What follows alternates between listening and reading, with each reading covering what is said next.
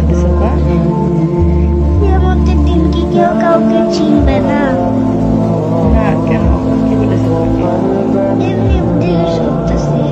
হ্যাঁ, কেউ কাউকে চিনবে না। তা আমি যদি জাহান্নামে যাই, তুমি যদি জান্নাতে যাও, আমি যদি জান্নাতে যাই, তুমি যদি জাহান্নামে যাও, তাহলে আমরা সবাই আলাদা থাকবো না? হ্যাঁ, আলাদা থাকবো, কিন্তু আবার ভালো কাজ করতে হবে যাতে আমরা সবাই জান্নাতে যাই।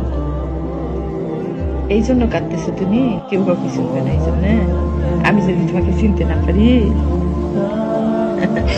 আমি চিনবো আমার কেমন লাগছে? আমি চিনবো আব্বা, আমি তোমাদেরকে চিনবো তো। ভালো কাজ করলে চেনা যাবে আব্বা। একটা একটা বিষয় আছে কি আব্বা জানো? আর কাঁদিও না আব্বা, আমি চিনবো ইনশাল্লাহ।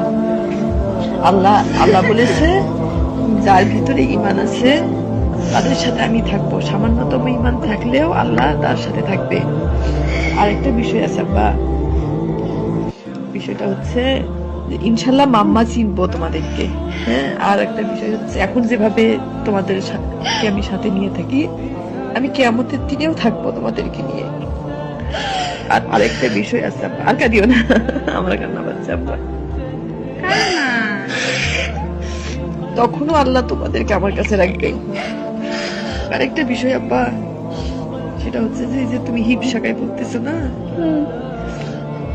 অনেকটাই তোমার উপরে নির্ভর করবে আব্বা।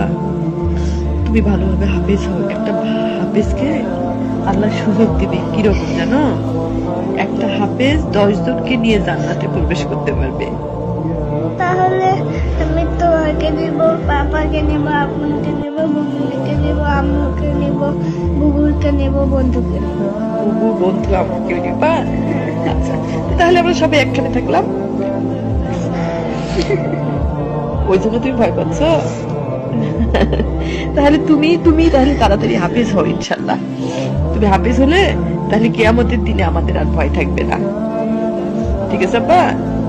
হ্যাঁ, আর কাছে আব্বারা রাফেজও কিনে দিতে পারে? হ্যাঁ, না হাফেজ তুমি আমপাড়া থেকে শুরু করে কোরআন শরীফটা পুরাটা মুখস্থ মানেই হাফেজ। তা তুমি হাফেজ হলে তুমি আমাদের সবাইকে নিয়ে জান্নাতে ঢুকতে পারবা তোমার উপরে। হ্যাঁ, তুমি তাড়াতাড়ি ভালোভাবে হাফেজ হও। হ্যাঁ, তুমি হিপসাগা করতেছো না, আল্লাহ তোমাকে হাফেজ বানাক।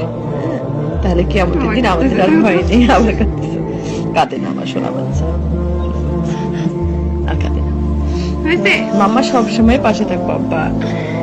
মাম্মা তো বললো সলিউশন আছে, তাহলে হ্যাঁ, আর মাম্মা সবসময় পাশে থাকবো তোমাদের ইনশাল্লাহ।